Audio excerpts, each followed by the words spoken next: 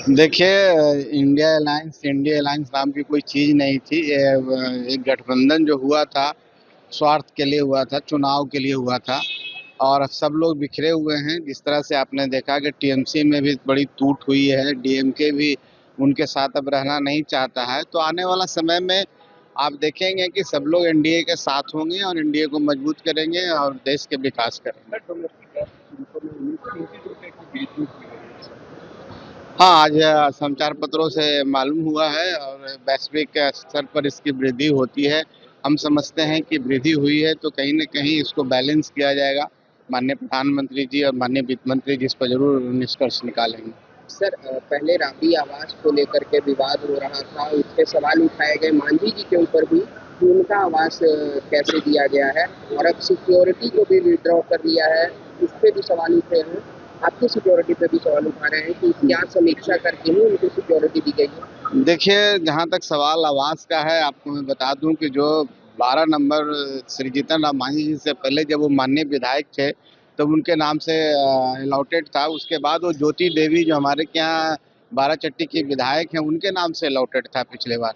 तो सवाल ही नहीं पैदा होता है कि उनके नाम से कैसे। जहाँ तक सिक्योरिटी की बात है, तो सिक्योरिटी पूरी तरह से केंद्र सरकार, बिहार सरकार और सुरक्षा के मानकों को देख कर के तय किया जाता है और हम समझते हैं कि इसमें हम लोग की भूमिका नहीं होती है। वो इंटेलिजेंस की रिपोर्ट होती है, सब होती है, उसके आधार पर सुरक्षा वापस लिया जाता है, दिया जाता है। सरकार का पूरी तरह से प्रेरोगेटिव्स है, उनका अधिकार है।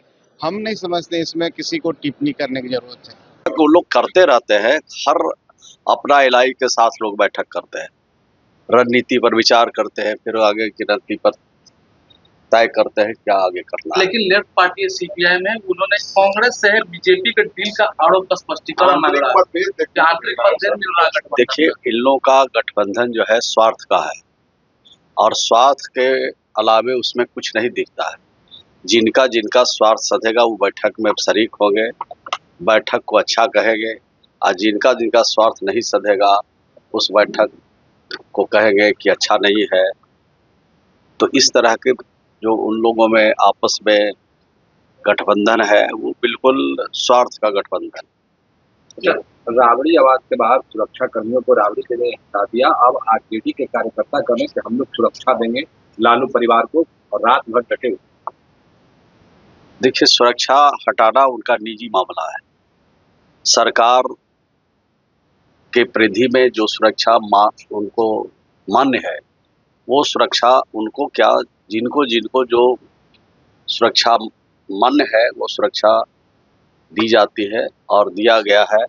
अब हमको अपनी इच्छा है कि हम रखेंगे कि लौटाएंगे, तो वो तो अपनी इच्छा के अनुसार काम करते हैं और हमेशा पहली बार कोई नहीं है, ये अनेक बार इस तरह के निर्णय वो लेते हैं, फिर निर्णय को वापस लेते हैं। टीम इंडिया में सिलेक्शन हो गया है सर।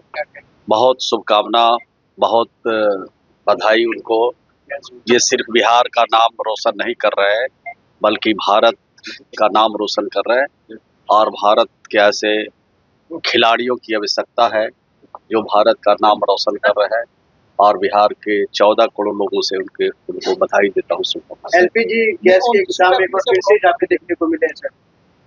देखिए, गैस के दाम बढ़ने के अनेक कारण हैं और उन कारणों की समीक्षा भारत सरकार करती है। ये तो मामला भारत सरकार से जुड़ा हुआ है, लेकिन समीक्षा सरकार करती है, समीक्षा करने के उपरांत सरकार निर्णय लेती है, लेकिन ये पूर्णतः मामला भारत सरकार से जुड़ा हुआ है। लेकिन जिस तरीके से एनएलसी का कल नॉमिनेशन का अंतिम दिन है, तो नॉमिनेशन का अंतिम दिन है, तो जो नॉमिनेशन की प्रक्रिया है वो पूरा किया जाएगा। हम लोग की पूरी तैयारी है और एनडीए की पूरी तैयारी है। नॉमिनेशन हम लोग 11:30 बजे से हम लोग नॉमिनेशन करने अपने उम्मीदवारों के साथ। लेकिन दीपक प्रकाश है वो मंत्री, लेकिन उनका नाम नहीं, तो क्या लगता है? ये तो उनसे पूछिए, जो उम्मीदवार हैं उनके पार्टी से पूछिए कि उनका उम्मीदवारी क्यों नहीं हुआ। उनकी पार्टी तय करती है उम्मीदवारी, तो वो बताएंगे ठीक से क्या कारण बनेंगे तो मंत्री पद भी जाएंगे। वो तो सरकार का नियम है, प्रावधान है, संविधान में जो प्रक्रिया है संविधान के अनुसार सरकारें बनती है बिगड़ती है, तो प्रावधान के अनुसार जो भी प्रावधान में नियम है उसका पालन करना पड़ेगा। धन्यवाद।